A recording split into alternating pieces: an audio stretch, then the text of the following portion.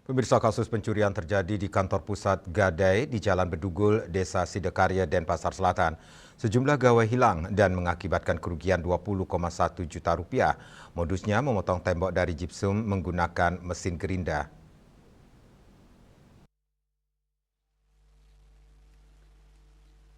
Kasat Reskrim Polresta Denpasar, Kompol Agus Riwayanto Diputro mengatakan, kejadian ini dilaporkan oleh Risma Agraeni, 27 tahun. Awalnya pukul 02.38 WITA, Risma berada di tempat tinggalnya, Jalan Merdesari, Densel, dan ditelepon oleh tim pengawas CCTV pusat di Jakarta.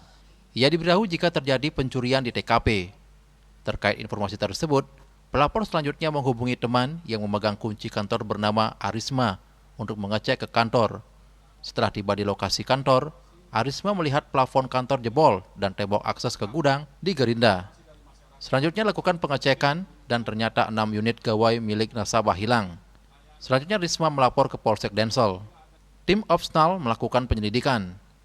Dari hasil olah TKP, petugas mendapat bukti petunjuk yang mengarah ke pelaku.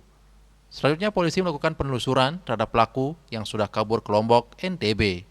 Polisi langsung melakukan pengejaran dan pelaku berinisial IGSSP, 38 tahun, berhasil dibekuk di rumahnya di Karangbayan, Kecamatan Lingsar, Lombok Barat, NTB. Dari tangan pelaku diamankan sejumlah barang bukti, yakni beberapa HP yang disembunyikan di dalam kamarnya. Dia membobol kantor Pegadaian. Ya, ini tadi saya sampaikan ya ada Gerindra. Ya, ini membobol kantor cabang Pegadaian. Ya, ada mengambil beberapa perhiasan dan lain-lain.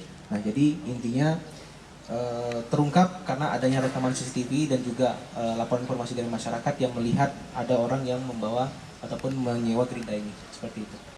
Pelaku mengaku 2 kali melakukan tindak pencurian dengan modus yang sama. TKP-nya di kantor pusat Gadai yang masing-masing di Wilkum Polsek Densel dan Polsek Denbar. Raiswantara, Bali TV.